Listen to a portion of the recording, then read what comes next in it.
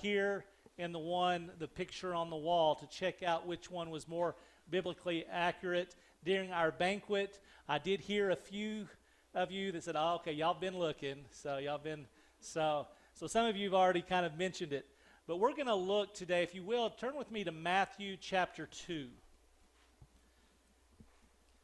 Matthew chapter 2. Here's the interesting thing about, one of the things I don't know how many of y'all enjoyed and just were blessed by the youth. Amen? I mean, they did such a great job. In Matthew chapter 2, when we're reading this passage, it's very pertinent for our day and age. I don't think many times we can see it, but we truly are living in a time of Herods and wise men. And sometimes the Herods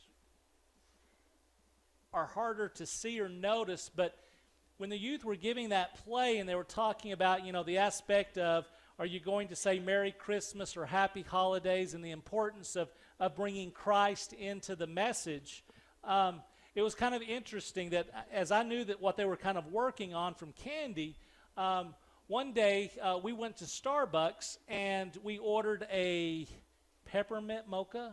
Thank you, good. So we ordered a peppermint mocha grande. Okay, grande.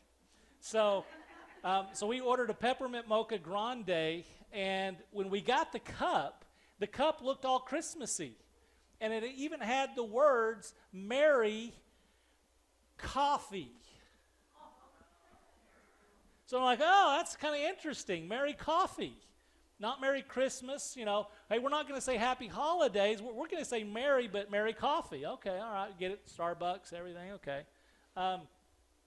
Then we go into Mardell's. And Mardell's, of course, is a Christian bookstore. So they've got a lot of Christmassy stuff, and it is a lot about Jesus and everything else.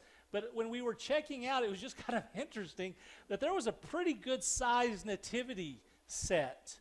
And in the nativity set, there was Mary and Joseph. There were the 3 wise men. That was it. Exactly. Where's Jesus? Well, he had been bought.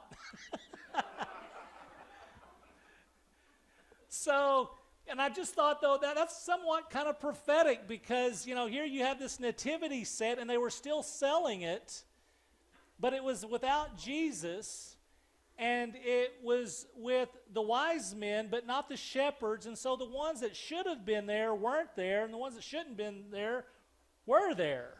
And it's just kind of missing the point, but we're going to sell the nativity set without baby Jesus. There you go. But I'm thinking, often this season is all about selling. It's about, what can you give me? We truly are a consumer culture. Whether it's a Christian bookstore or a secular coffee shop, trying to find ways to sell, Jesus doesn't really have to be in the picture. But here is the thing. We shouldn't expect it of the world. But if we call ourselves a Jesus follower, there should be that expectation. That Christ is at the center. That Christ has lordship. Whether it's Christmas season or not, Christ has lordship. And I think this kind of season is kind of a tricky thing for some, because it's kind of like, okay, then after you get to Easter season or Lent, okay, let's kind of get in, it's kind of very seasonal. And yet, Jesus did not come into this world for us to be seasonal with him. He came into this world to bring in a government.